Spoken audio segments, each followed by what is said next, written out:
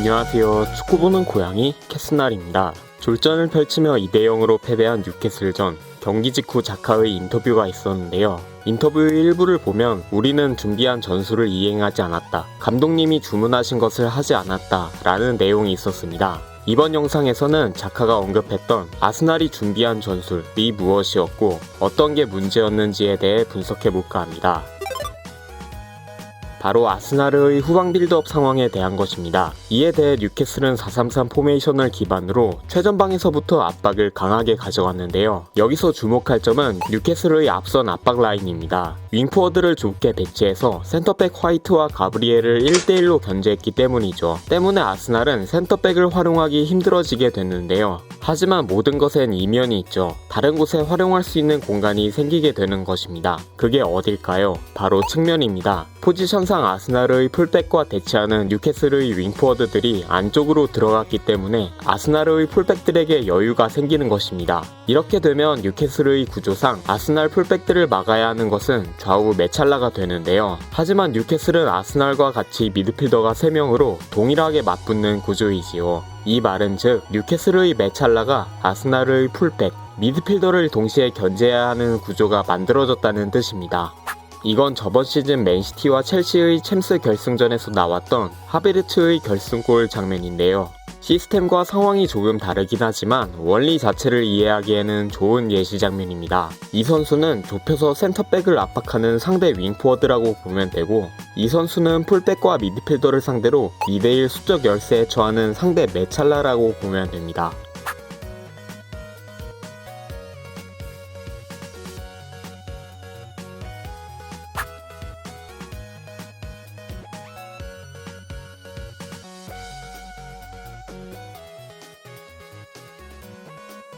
그렇다면 아스날은 이런 구조를 어떻게 활용했는지 살펴보겠습니다.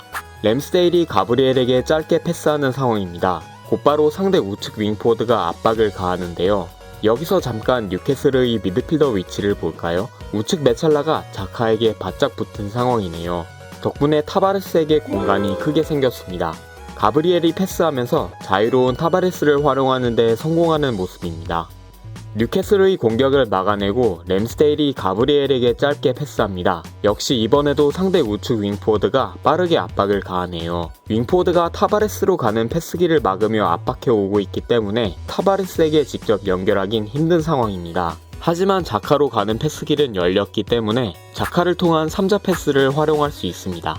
가브리엘이 자카에게 패스하는데요. 여기서 3자 패스를 예측한 상대 메찰라가 패스를 끊으려는 움직임을 가져갑니다. 하지만 자카는 이런 예측을 뛰어넘는 예측으로 역이용해서 치고 나가는 장면입니다. 이렇게 아스날은 풀백과 미드필더로 뉴캐슬의 메찰라를 2대1 수적 우위로 공략할 수 있었는데요. 하지만 아스날의 문제점은 이런 패턴을 일관되게 보여주지 못했다는 것입니다. 뭐가 문제였을까요?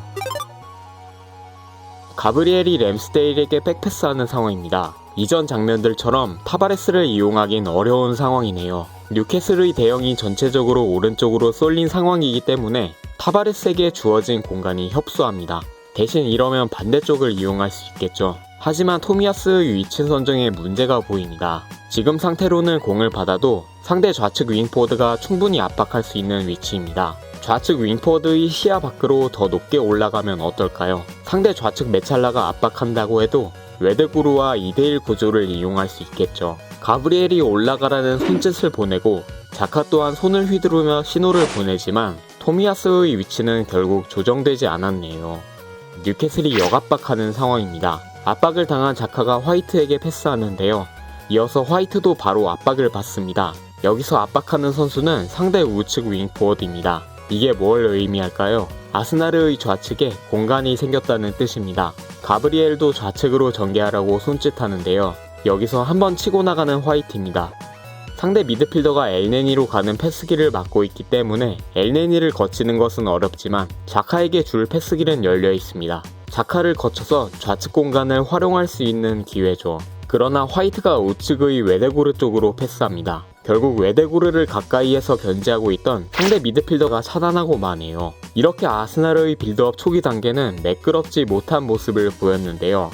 그런데 제가 봤을 때 가장 많은 문제를 보인 선수는 램스데일이었습니다. 아무래도 뉴캐슬이 윙포드를 좁혀서 화이트와 가브리엘을 모두 견제하는 구조이다 보니 볼배급 기회가 램스데일에게 있을 때가 많았는데 문제는 램스데일이 평소와는 조금 달라 보였다는 것입니다. 램스데일이 공을 잡고 있는 상황입니다. 상대 우측 윙포드가 압박을 하는데요. 각도상 가브리엘에게 연결하기도 3자 패스하기도 애매한 상황입니다. 여기서 전 장면들과 다른 점은 자카를 막던 상대 우측 메찰라가 타바레스를 마크하고 있다는 점입니다. 타바레스에게 연결할 수 없다는 뜻이죠. 하지만 이렇게 되면 자카가 자유롭게 되겠죠. 그래서 자카를 마크하기 위해 뉴캐슬의 중앙 미드필더가 올라갔습니다. 이에 우측에 있던 웨데고르가 그 뒷공간을 활용하기 위해 중앙으로 움직이는데요. 이러면 토미야스와 웨데고르의 사이가 멀어지게 됩니다. 이게 뭘 의미할까요? 풀백 토미야스와 미드필더 웨데고르 둘 다 견제해야 하는 상대 좌측 메찰라가 커버해야 할 공간이 늘어난다는 뜻입니다. 아스날이 오른쪽을 활용하기 좋은 환경이 만들어진 것이죠. 하지만 램스데일의 선택은 불확실한 전방이었고 공을 따낸 뉴캐슬이 소유권을 가져가게 됐습니다. 이 장면은 어떤가요? 전 장면의 구조처럼 상대 우측 메찰라가 타바레스를 막고 중앙 미드필더가 자카를 마크하고 있네요. 그 뒤로 웨데고르가 움직여서 좌측 메찰라의 커버 공간을 늘려놓은 상황입니다. 자카가 토미야스를 가리키고 있고 토미야스도 공을 달라는 신호를 보내고 있습니다. 하지만 램스데일은 패스하지 않았고 결국 차선책인 전방을 향한 롱킥을 시도한 장면이었습니다. 저는 이렇게 램스데일에게 문제가 생긴 게 경기 초반 7분경에 있었던 실수의 영향이 아닌가 했습니다.